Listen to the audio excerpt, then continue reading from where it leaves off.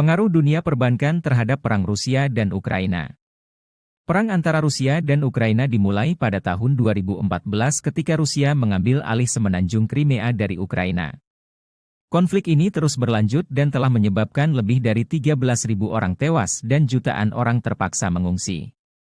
Konflik ini telah memiliki dampak yang signifikan terhadap ekonomi kedua negara.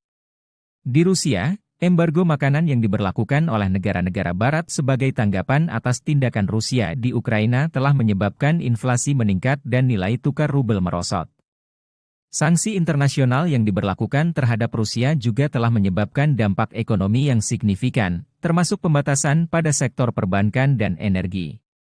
Perang antara Rusia dan Ukraina telah berlangsung selama beberapa tahun dan menyebabkan banyak dampak, termasuk terhadap sektor perbankan di kedua negara.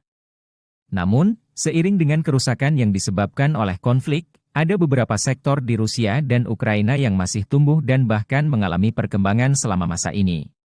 Salah satu sektor ini adalah industri perbankan. Dampak perang antara Rusia dan Ukraina terhadap sektor perbankan kedua negara, serta mengidentifikasi faktor-faktor yang memungkinkan sektor ini tetap bertahan dan bahkan tumbuh selama masa konflik. Konflik antara Rusia dan Ukraina berdampak signifikan terhadap perekonomian global, termasuk industri perbankan. Konflik tersebut telah menyebabkan peningkatan tekanan dan volatilitas di Rusia, dan stabilitas ekonomi Belarusia dan sektor perbankan kemungkinan akan terpengaruh. Konflik tersebut juga menambah risiko penurunan yang signifikan terhadap prospek ekonomi Ukraina dan stabilitas sistem keuangannya, sehingga mempersulit bank untuk beroperasi. Konflik memiliki implikasi peringkat langsung yang terbatas untuk bank asing, karena eksposur mereka ke Rusia kecil, baik dalam hal moneter maupun sebagai persentase aset. Namun, konflik tersebut berpotensi mengganggu ekonomi global, dan beberapa negara telah memberlakukan sanksi ekonomi terhadap Rusia.